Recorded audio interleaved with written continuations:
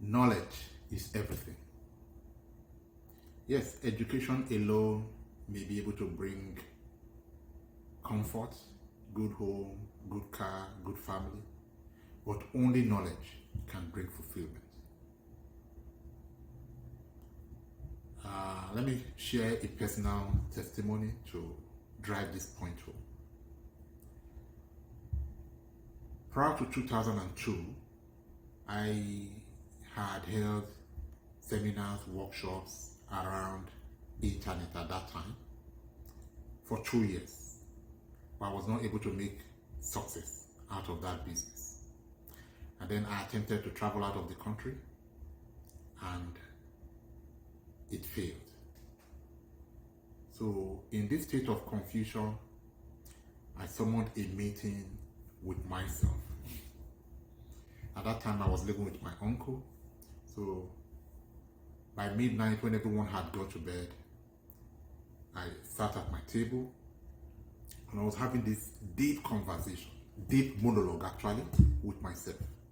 And I was asking questions along the line of, what am I doing here? How come I was sent to earth without a gift to come and suffer? I had the people that I knew, my colleagues in university and in training, they were doing well as staff of AG, Shell, Chevron, and all the oil companies. Because at that time, the oil companies were the companies ready. It was the industry in vogue. And even those that were not even employed, they had one form of gift or another that they explored to make a living. So I questioned why I was led to earth without a gift and how I was meant to survive. And then this monologue lasted for a while, and then gradually it became a brief dialogue. And then I heard a reply like, oh, you two have something. And I said, me? I don't have anything. There is nothing. No relation in high place to connect me to job, no talent. I was not even in sports. There was nothing that I was good for. I had nothing, absolutely nothing to work with. I even gave instances where I would work with somebody and the person would be acknowledged and greeted and I would be ignored as if I was not there. It was that bad. And then the soft voice, very, very gentle voice said, yes, you do have something. So are you saying that no one has ever commended you for doing something right in all of your years of struggle? I said, no. I've never had anybody telling me any good thing about me, except when I teach. When I teach, as an IT trainer at that time, I usually get compliments of, oh, you did that well. I did not understand it until you taught it. And then the voice said, that is it. I said, that is it? Is it teaching that I will use to move out of my uncle's place to rent a flat for myself, to buy a car, a B50, to raise a family, and do all the great things that my colleagues were doing and live a happily ever after life? And it replied, that is it. If that is it, then how am I going to do about it? Carrying computer from school to school, from college to college, charging 1 naira? Is that how I'm going to make the millions of money that just resuming in Shell will pay somebody like me for just taking up the appointment? And the voice said, that is it. And as I attempted to go further in the conversation to ask how that was it, there was a block. I was no longer getting reply. I was not only by myself. There was no more reply. That is it was all that I had. So that was the knowledge, the deep interaction, the deep conversation, the going inside of me to search. That was what I found. That teaching was it for me. Yes, there were other people in sports, other people in music, other people that were doing things that I would have loved to do. But when I looked inside of me, I found that my own gifting was in teaching. So that was the knowledge that I took. And then it took me about 2 weeks to finally carve out a business idea from this revelation. So this business idea took me to one big woman I knew in VI at that time. And I said, Madam, I'm here for business.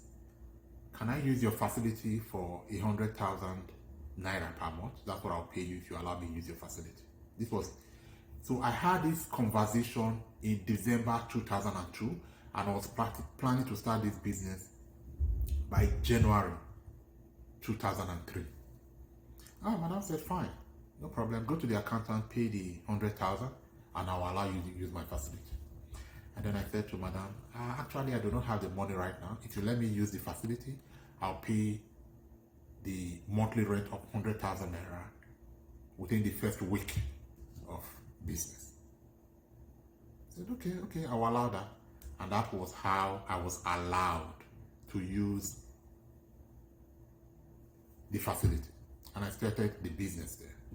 So when I was planning my business, all I wanted was a regular salary of 40,000 naira per month.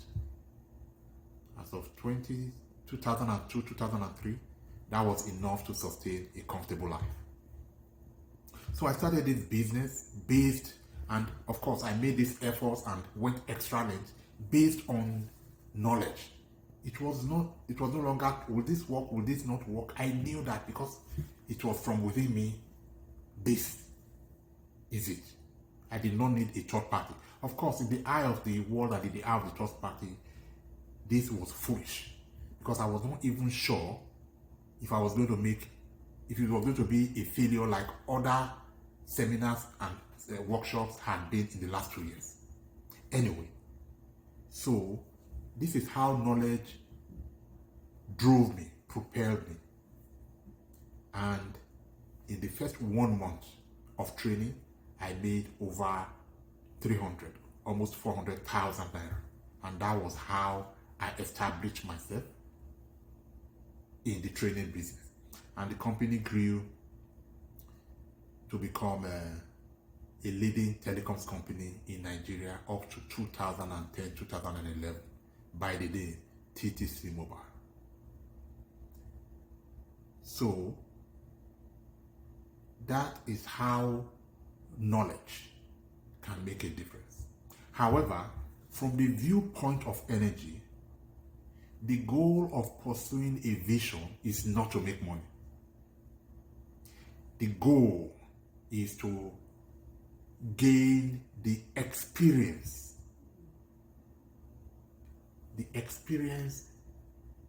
of the journey.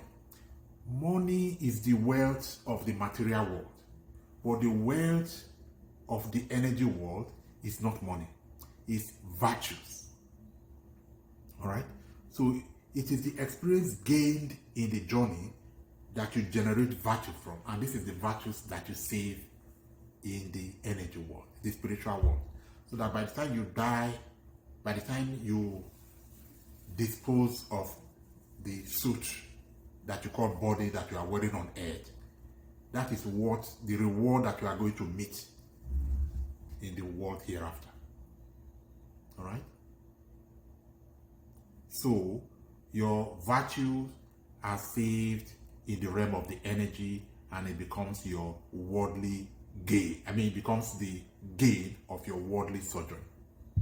So by knowledge, you would see that you are a god in training here on earth. You begin to view obstacles as tools that help you build these virtues that we'll talk about.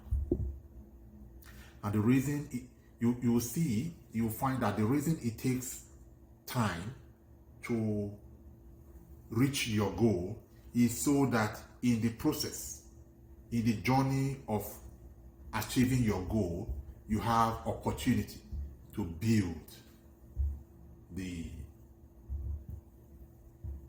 virtues that we're talking about. And by the way, when we say virtues, what do we mean? By virtue, we mean moral standards like kindness, like goodness, faithfulness, gentleness, self-control, faith, hope, joy, and above all, love. These are the virtues. These are the things that the cankerworm, the ants, the things of this world cannot destroy. These are the things that you are building. The material reward of money will just be on top of this, but these are the real things that we're actually building in the experience that we are gaining here. All right, so we'd also see from that experience that all things work together for our good, and by this knowing, we are not the same person that we were before the experience.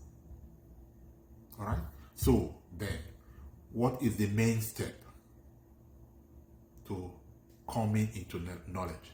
The main step to coming into this kind of knowledge is to not focus so much on yourself.